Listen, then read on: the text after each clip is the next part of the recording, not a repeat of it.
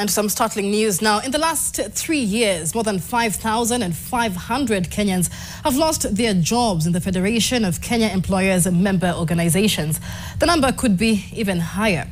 More worrying is that FKE is citing more job losses in the financial year 2025-2026 due to the tax burden imposed on its members and the non-settlement of pending bills amounting to 1 trillion shillings that the state owes FKE members.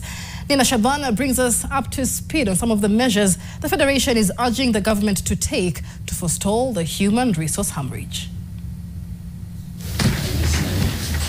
2024 was a difficult year for businesses in Kenya, it goes without saying. The entry of new taxes and statutory deductions, such as Affordable Housing Levy, additional National Social Security Fund deductions, the Social Health Insurance Fund deductions, caused businesses to declare redundancies in a bid to remain.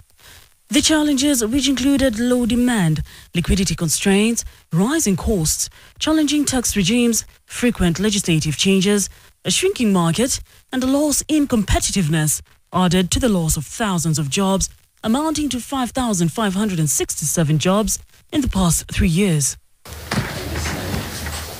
During the management board meeting on the state of Kenyan business environment, and employers asked to the government for the 2025-2026 financial year budget, the Federation of Kenya Employers Chief Executive Officer Jacqueline Mugo said the worst could be yet to come. I do not believe employees can contain any more deductions to the payslip, because quite a number are not taking home the 1/3 of their earnings.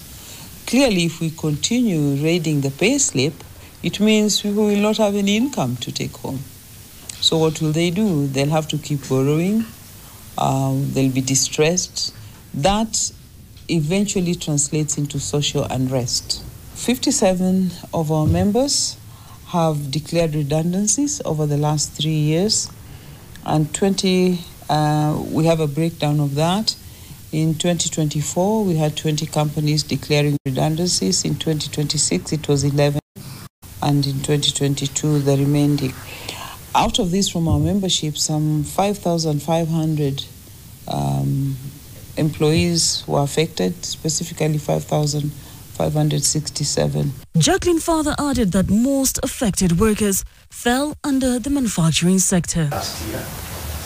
On her part, FKE National President Gilda Odera opened up on issues affecting Kenya's main economy driver, agriculture.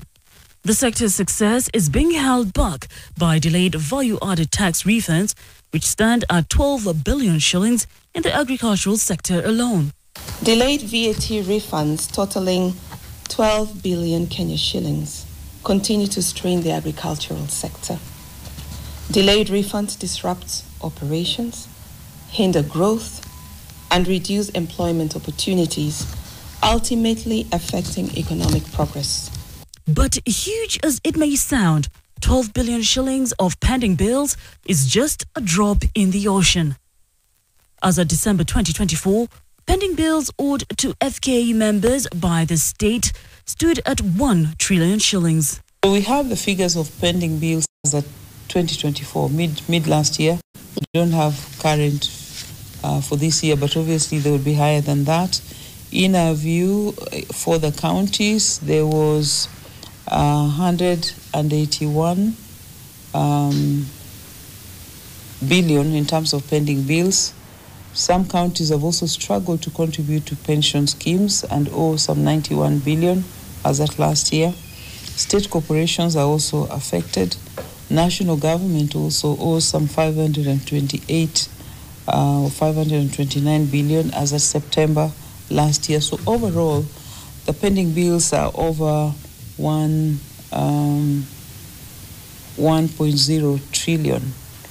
That's a lot of money that is owed either to people who've rendered services to the county government, to the public, to state corporations as well.